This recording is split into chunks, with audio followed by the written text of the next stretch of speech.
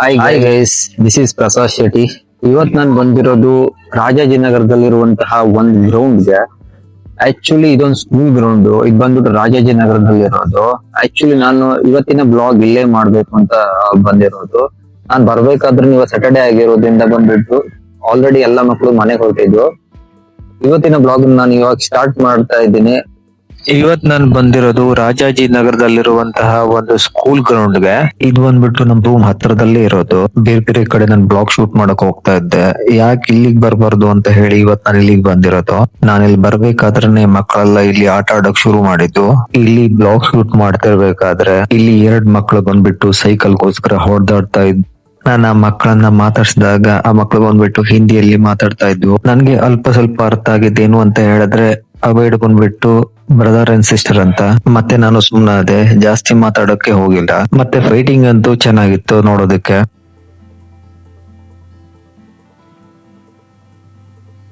ಆ ಮಕ್ಕಳ ಜೊತೆ ಮಾತಾಡ್ತಾ ಮಾತಾಡ್ತಾ ನಾನು ಈ ಕಡೆ ಬಂದೆ. ಈ ಕಡೆ ಬಂದ್ ನೋಡಿದ್ರೆ ಇಲ್ಲಿ ಚಿಕ್ಕ ಚಿಕ್ಕ ಮಕ್ಳು ಬಂದ್ಬಿಟ್ಟು ಕ್ರಿಕೆಟ್ ಆಡ್ತಾ ಇದ್ವು. ಇಲ್ಲಿ ನೋಡ್ತಾ ನೋಡ್ತಾ ನಂಗೆ ನನ್ ಸ್ಕೂಲ್ ಡೇಸ್ ಬಂದ್ಬಿಟ್ಟು ನನ್ಗೆ ಜ್ಞಾಪಕ ಆಯ್ತು. ನಮ್ ಸ್ಕೂಲಲ್ಲಿ ಯಾವ ತರ ಅಂತ ಹೇಳಿದ್ರೆ ಆಟಕ್ ಬಿಟ್ಟಾಗ ಬ್ಯಾಟ್ಗೋಸ್ಕರ ಗೋಸ್ಕರ ನಾವು ಹೊಡೆದಾಡ್ತಾ ಇದ್ವು. ನಾನ್ ಚಿಕ್ಕವನಿರ್ಬೇಕಾದ್ರೆ ನಾವು ಮೇನ್ ಆಡ್ತಿರೋ ಆಟ ಏನು ಅಂತ ಹೇಳಿದ್ರೆ ಅದು ಬಂದ್ಬಿಟ್ಟು ಕ್ರಿಕೆಟ್. ಅದಾದ್ಮೇಲೆ ಕಬಡ್ಡಿ, ಖೋ ಖೋ, ಅದಾದ್ಮೇಲೆ ವಾಲಿಬಾಲ್, ಫುಟ್ಬಾಲ್ ಇದೆಲ್ಲ ಆಡ್ತಾ ಇದ್ವು.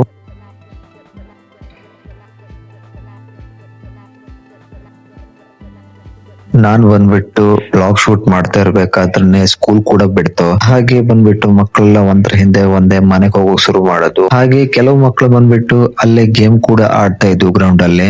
ಹಾಗೆ ನನ್ ಲೈಫ್ ಅಲ್ಲಿ ನೀವು ಕೇಳೋದಾದ್ರೆ ಯಾವ ಡೇಸ್ ಬಂದ್ಬಿಟ್ಟು ನೀವು ಜಾಸ್ತಿ ಎಂಜಾಯ್ ಮಾಡಿದ್ರ ಅಂತ ಹೇಳಿದ್ರೆ ನನ್ ಲೈಫ್ ಅಲ್ಲಿ ಬಂದ್ಬಿಟ್ಟು ಅದು ಬಂದ್ಬಿಟ್ಟು ಸ್ಕೂಲ್ ಡೇಸ್.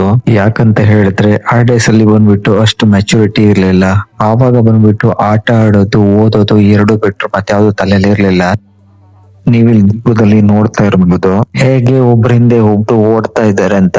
ಹೀಗೆ ನಿಮ್ಗೂ ಕೂಡ ಸ್ಕೂಲ್ ಡೇಸ್ ಅಲ್ಲಿ ಮೆಮೊರೀಸ್ ಇರ್ಬೋದು. ನಾನು ಹೀಗೆ ಬ್ಲಾಗ್ ಮಾಡಕ್ ಬಂದು ಮಕ್ಕಳನ್ನ ನೋಡೋದ್ರಲ್ಲೇ ಬಿಸಿ ಆಗ್ಬಿಟ್ಟೆ.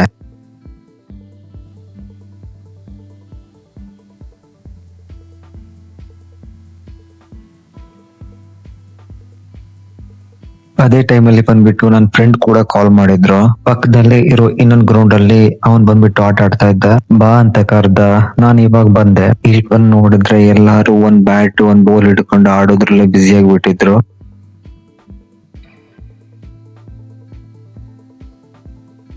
ನಾನ್ ಹೀಗೆ ಈ ಗ್ರೌಂಡಿನ ಇನ್ನೊಂದ್ ಸೈಡ್ ಬಂದೆ. ಇನ್ನೊಂದ್ ಸೈಡ್ ಅಲ್ಲಿ ಬಂದ್ಬಿಟ್ಟು ನೆಟ್ ಅಲ್ಲಿ ಬಂದ್ಬಿಟ್ಟು ಕ್ರಿಕೆಟ್ ಪ್ರಾಕ್ಟೀಸ್ ಮಾಡ್ತಾ ಇದ್ರು. ನಾನು ಕೂಡ ಸ್ವಲ್ಪ ಹೊತ್ತು ಕ್ರಿಕೆಟ್ ಆಡೋದನ್ನ ನೋಡ್ದೆ. ಅದಾದ್ಮೇಲೆ ಪಕ್ಕದಲ್ಲಿ ಒಂದ್ ಬಾಲ್ ಇತ್ತು, ಅದನ್ನ ತಗೊಂಡ್ ಬಂದ್ಬಿಟ್ಟು ನಾನ್ ಬಾಲ್ ಹಾಕಕ್ ಶುರು ಮಾಡ್ದೆ.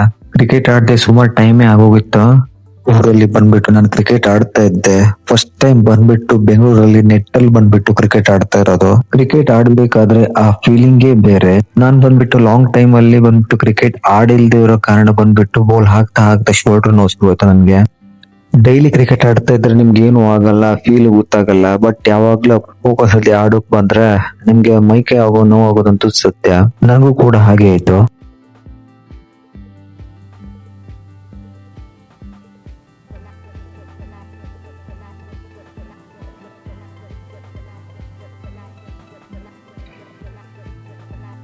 ನಂಗೂ ಕೂಡ ಆಫ್ಟರ್ ಲಾಂಗ್ ಟೈಮ್ ಕ್ರಿಕೆಟ್ ಆಡಿ ತುಂಬಾ ಖುಷಿ ಆಯ್ತು. ಹಾಗೆ ಇಲ್ಲಿ ಬಂದ್ಬಿಟ್ಟು ಚಿಕ್ಕ ಮಕ್ಕಳಿಗೆ ಬಂದ್ಬಿಟ್ಟು ಕ್ರಿಕೆಟ್ ಕೋಚಿಂಗ್ ಕೊಡ್ತಾರೆ.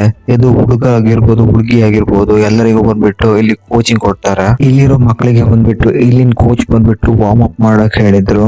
ಇಲ್ಲಿನ ಮಕ್ಕಳು ಬಂದ್ಬಿಟ್ಟು ವಾರ್ಮ್ ಅಪ್ ಅನ್ನ ಪ್ರಾಕ್ಟೀಸ್ ಮಾಡ್ಕೊಂಡಿದ್ವು.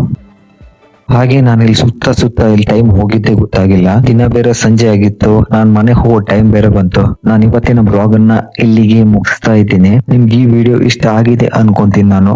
ಹಾಗೆ ಈ ವಿಡಿಯೋನ ಲೈಕ್ ಮಾಡೋದು, ಶೇರ್ ಮಾಡೋದು, ಹಾಗೆ ಸಬ್ಸ್ಕ್ರೈಬ್ ಮಾಡೋದನ್ನ ಮರಿಬೇಡಿ. ಹಾಗೆ ನಾನು ಮುಂದಿನ ಬ್ಲಾಗ್ ಜೊತೆ ಮತ್ತೆ ಬರ್ತೀನಿ ಅಂತ ಹೇಳ್ತಾ ಇವತ್ತಿನ ಬ್ಲಾಗ್ ಅನ್ನ ನಾನು ಮುಗಿಸ್ತಾ ಇದ್ದೀನಿ. ಧನ್ಯವಾದಗಳು.